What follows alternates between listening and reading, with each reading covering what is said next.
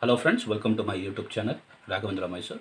Today I'm solving a model paper from Karnataka Secondary Education Examination Board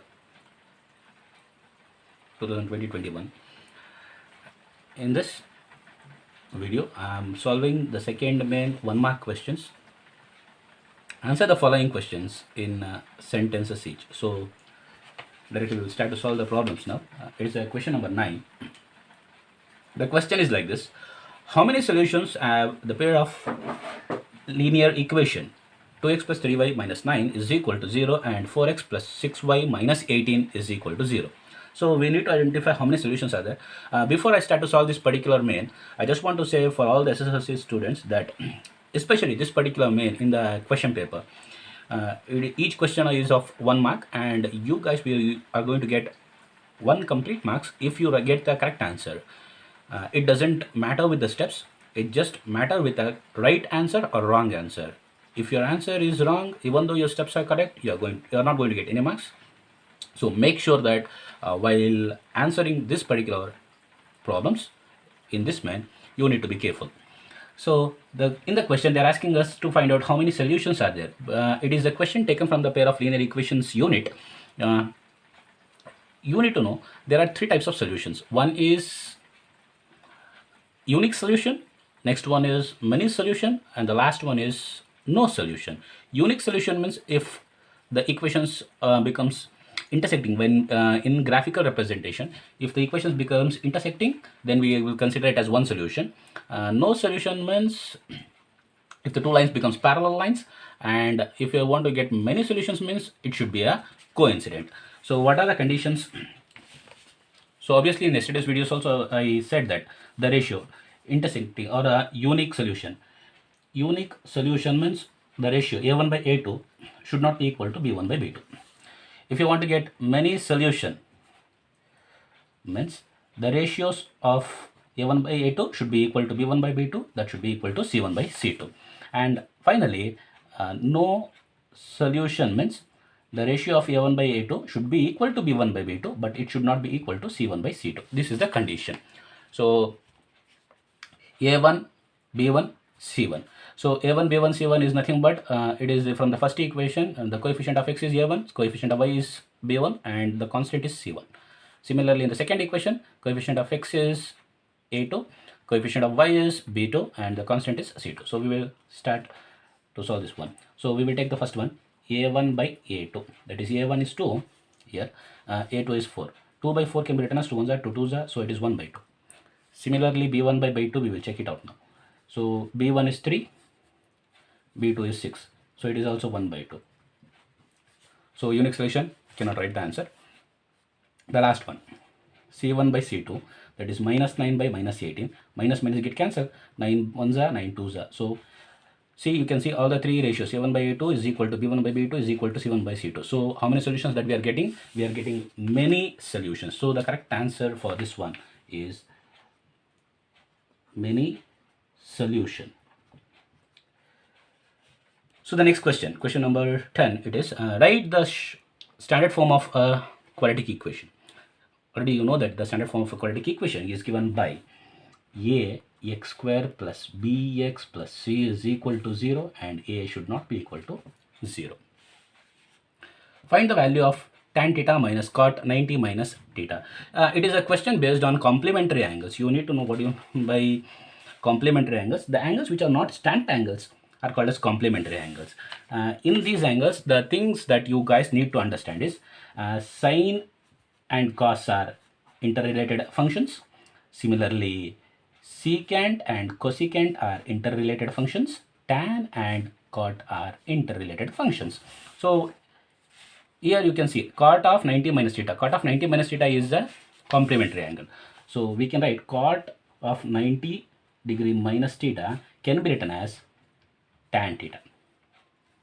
So the question is tan theta minus cot of 90 degree minus theta. So cot of 90 minus theta is nothing but tan theta. Tan theta minus tan theta is 0. So the final answer for this one is 0. So in the next, moving for the next question, In the figure, angle B is equal to 90 degree and angle A and angle C are equal and BC is equal to 10 centimeter, then find the value of tan 45. See, in any question, if they ask you to find out the value of tan 45 means its value is 1. And in the question also they are saying that angle A and angle B are equal. See, the sum of three angles of a triangle is 180 degree. Among that, one angle is already 90 degree. Then the remaining angles sum should be equal to 90 degree. If these two angles are equal, so I can write instead of angle A, instead of writing angle C, I can write angle A itself. So 2 times of angle A is equal to 90 degree. So angle A is equal to 45 degree. If angle A is 45, angle C is also 45 degree. So tan 45 is equal to opposite, that is AB by adjacent, opposite by adjacent, AB by BC. BC is given as 10 centimeters. Tan 45 means 1. So AB is equal to AB by 10. Cross multiply 10. So AB is also equal to 10 centimeter. So the final answer is nothing but tan 45 means it is 1. It is a direct question. You can write down the answer as 1. Write the coordinates of the midpoint of the line segment joining the points A of x1, y1 and B of x2, y2. It is indirect question which they are asking you to write down the midpoint formula. Here itself you can see midpoint of x1, y1, x2, y2. So you know the midpoint formula. So midpoint of x, y is equal to x1 plus x2 by 2, y1 plus y2 by 2. So this is the formula that you need to write. Find the median of the scores 5, 8, 14, 16, 19 and 20. We need to find out the median where only the scores are given. So it is ungrouped data. It is the question of 8th standard, and you guys need to understand how to find out means there are two types of scores is given. One is even number of scores, one is odd number of scores. How to identify even number of scores, odd number of scores? Just you need to count the number of scores, given scores. So 1, 2, 3, 4, 5, 6. 6 is an even number. So even number of scores are given. If it was 5 or 7, then we can consider it as odd number of scores. To find out the median, there is a formula. Median is equal to, for even number of scores, it is n by 2. For it is even scores. For odd number of scores, it is n plus 1 by 2. So you need to remember this one. If you know this one, you can solve this problem. So it is even number because we counted there itself. It is 6 by 2. So it is 3. So actual median is not 3. We need to take the third score from the left as well as from the right. So first we need to arrange the scores in increasing order or decreasing order. So they have given in the increasing order 5, 8, 14, 16, 19, 20. So I'm going to write down the scores here. 5, 8, 14, 16, 19, 20. So you can see here. I need to mark the score, the third score from the left side. 1, 2, 3. So this is 14. From the right side, 1, 2, 3, 16. So now I need to add these two scores and divide these two scores by 2 because I'm adding two scores. 14 plus 16 is 30, by 2 is 15. Half of 30 is 15. So the answer is 15. The next question. State Thayer's theorem. What does the statement of Thayer's theorem states? To a triangle, if a line is drawn parallel to one side of a triangle, then that line divides the other two sides proportionally. That is the statement. You just can write on the statement. If a line drawn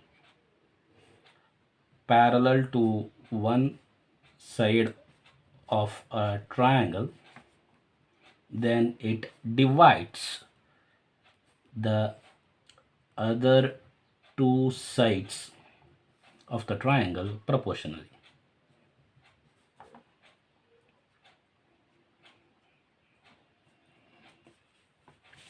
So the next question, it is with respect to write the formula to find the CSA of the frustum of a cone as shown in the figure. So they are given the figure here. It is a frustum of a cone and we need to write down the formula to find out the CSA formula. So obviously you will be getting a question on the frustum of a cone. That is one of the important chapter.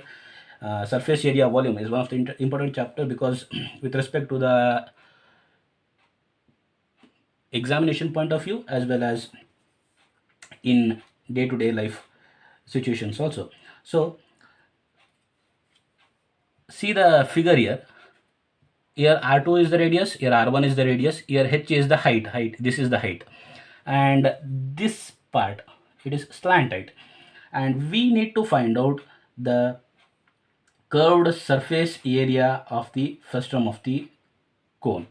So the curved surface area formula, if you know the formula, you can directly write down the answer here itself, that is CSA of frustum of cone is equal to pi L of R1 plus R2. This is the formula. It's a direct question based on the formula. So I hope that you people have understood all these questions. Once again, I am making clear that if you write the answers, correct answers, you are going to get the marks in this particular main. The answer is not provided for the steps. So I wish good luck for all the SSLC students who are going to write the examination. Learn well, don't waste your time. And if you have liked this video, please give a like to the video, share the video, and if you are new to my channel, please do support by subscribing it. Thanks for watching the video.